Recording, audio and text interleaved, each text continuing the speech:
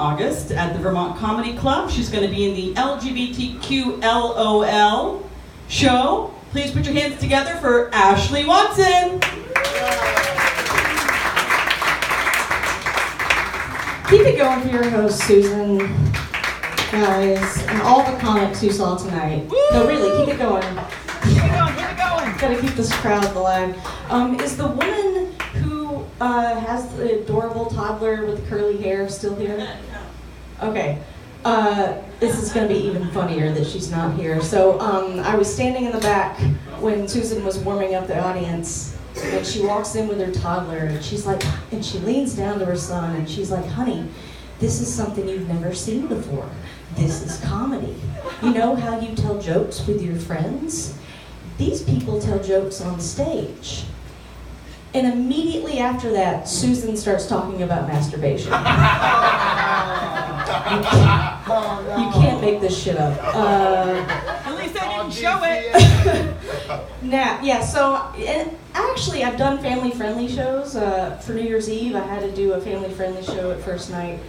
And I was prepared for it. You know, I got all my clean material together. And what I was not prepared for was the 6-year-old girl in the front row who heckled us the entire 40 goddamn minutes. And I didn't know what to do with this, because you can't tell a kid just to shut the fuck up, you know, unless you're Joan Rivers. But the best part was at the end, I was like, honey, how old are you? And she just belts out, I'm 6. But before she could even answer me, her brother next to her interrupts her, and he's like, I'm 8. And I was like, oh, that's sweet. He's already learned how to talk over women. It's kind of adorable in a fucked up way. So thank you for having me, Green Mountain Comedy Festival. And thank you guys for coming out. Give yourselves another round of applause for being audience members. You should always applaud yourself for being in the audience. Let's see, I've recently started to try to take better care of myself, so I've been running every day. And I found that it's easier to stay motivated if I give myself a treat afterwards. So today I went for a 3-mile run, and afterwards I treated myself to a cigarette. So that was good. No, it's so stupid. I've got to quit smoking. It's such a stupid habit. It's expensive, first of all, and I'm trying to save money, which is really difficult for me because I am the world's worst impulse buyer. It's gotten so bad. I went to Walgreens the other day for lotion, and I came out with a pregnancy test. I'm gay, by the way, so there's really no need for that. I'm marketing director for a software company, and I work with all guys. It's like 3 guys in me, and you would think as a woman that wouldn't be ideal, but it actually works out to my advantage. Because, for instance, I wore the same pair of jeans to work for 3 days in a row, and nobody noticed. And they're all IT geeks, you know, so we just sit around talking about all those really hot female celebrities that we have no chance with. It's kind of cool. But I do social media, and so I was joking with my boss, and I was like, you know what, I'm just gonna post a bunch of shit about Star Wars and call it a day. And he thought it was funny, but I swear to God, the next day on our Twitter feed, another tech company had posted this thing about Star Wars condoms. It's a real product, okay? And the tagline was "Wrap your saber." And first of all, where are my Jews at? Any Jews in the room? No one? Okay, great. Oh, you're raising your hand timidly. Oh, it's okay. The first time I told that joke, I almost said "wrap your satyr," which would have been an entirely different joke. But I thought that was clever, wrap your saber, except that the condoms don't glow in the dark. So I was like, that was a missed opportunity on their part. And also, if they're trying to target IT geeks like we are, I mean, you know that condom's never getting used. Because they'll be too afraid to take it out of the original packaging. Clearly you guys don't know IT geeks, it's okay. What else? I am originally from the South. Any fellow expatriates in here? Clap. Yeah, you know what I'm talking about. I find it hard to tell people what it's like being from the South in Vermont. So I'll tell someone, they're like, you're from Alabama. That's so interesting. so tell me, how did you end up in Vermont? And I'm like, how did you forget 5 minutes ago when I told you I was gay? Like, I don't understand. But to be fair, I know you Vermonters, you don't get down to the lower 48 that often, okay? Because why leave the womb if you don't have to? When I moved here, I was like, why does everybody hate outsiders? And I was like, oh, you people have just been comfortably lying in the fetal position for 7 generations. Just get your own uterus. No, my mom gets so upset when I make fun of the South. She's like, Ashley, why do you always have to make jokes about Alabama? I'm like, Mom, let's be honest. The only good thing that's ever come out of Alabama is Helen Keller. And let's face it, she's not exactly, she's no Anne Frank, is what I'm saying. Thank you, ma'am, for laughing at that, because a lot of people are like, I mean, Helen Keller's never gonna know. Because she's dead. No, but when I tell people about the South, I'm like, the best example that I've come up with is that, you know that tortoise versus the hare fable? Southerners just took that to an entirely different level. We're like, hang on, I'm gonna get a sip of water. Sorry about this. I'm like, slow and steady wins a race. Well, shit, fire. Y'all Yankees go on ahead with the human rights. No. We'll just be back here with our racism and our homophobia. Y'all go on now. It's pretty much the South. That's why I escaped. But I'm a writer, and I have to stop telling people this because for whatever reason it really intimidates people.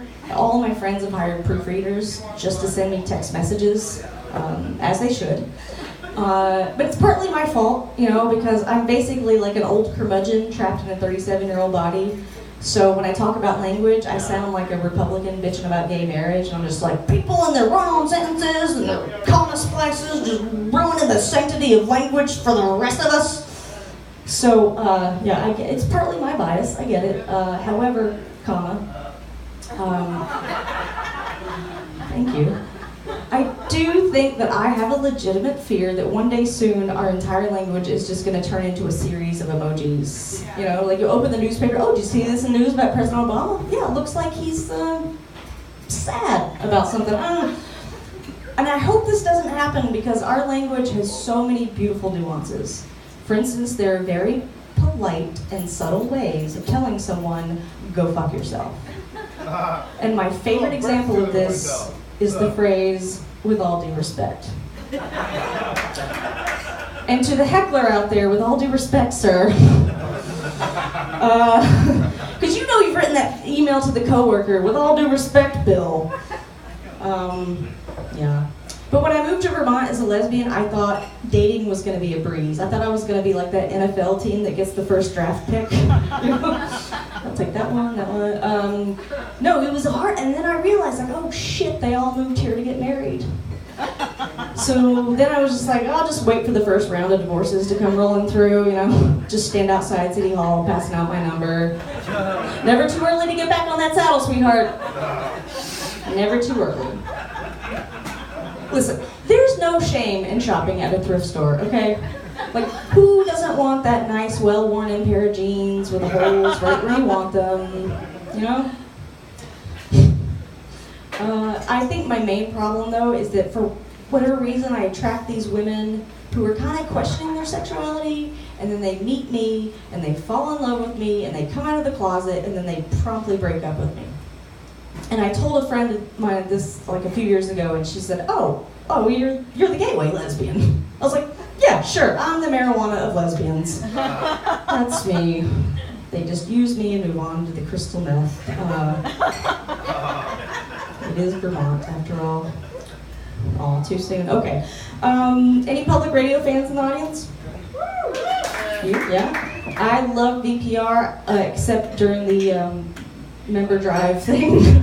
No, but I listen to it on the way to work, and sometimes there are headlines that kind of catch my attention where I'm like, what? And recently there was one that was like, officials are having a hard time getting homeless people to vote. What? Like, first of all, like, what think tank is having a hard time, like, sitting around a table, like, what think up, guys, like, what could we give homeless people? Like, what do homeless people possibly need? And have they forgotten about the hierarchy of needs? You know, like, are they thinking these people are waking up under a bridge and being like, oh shit, I almost forgot, I gotta vote for the District 9 comptroller today. I'll fight for that half-eaten bagel with you later, pigeon. Gotta go vote.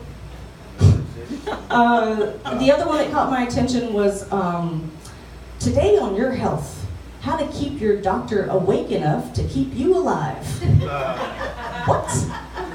Since when did that become my responsibility? That's like saying, hey parents, how to keep your school bus drivers sober enough to get your kids to school safely. This is not something that should be our responsibility. In case you haven't noticed, I have ADD, and it's legit. And no, really, I'll give you an example. I'm that person, every one of you in this room has someone in your life, or you are that person like me. I'm that person who will just leave long, rambling voicemails on your phone until that automated message comes on that tells me I've reached the time allotted for well-adjusted normal adults. So you can guarantee the next message you will get will be for me again going, so anyways, I was saying, before the Verizon lady so rudely interrupted. But having ADD makes it hard to do things like be on time. So the last job I had, it was the first time I've ever gotten fired from a job. And they gave me some bullshit, you know, like, we're firing you for tardiness. I'm like, what am I, in the fucking third grade? You're gonna hold me back? But they sat me down in the HR office and they were like, Ashley, we just feel like you're not putting the company first. Which really shocked me. Because I wanted to say, listen, I have worked here for 1.5 years. And you morons are just now figuring that out, really? But I'm very diplomatic, so instead I was just like, listen, with all due respect. That's my time. You guys have been a great audience. Thank you so much for coming out.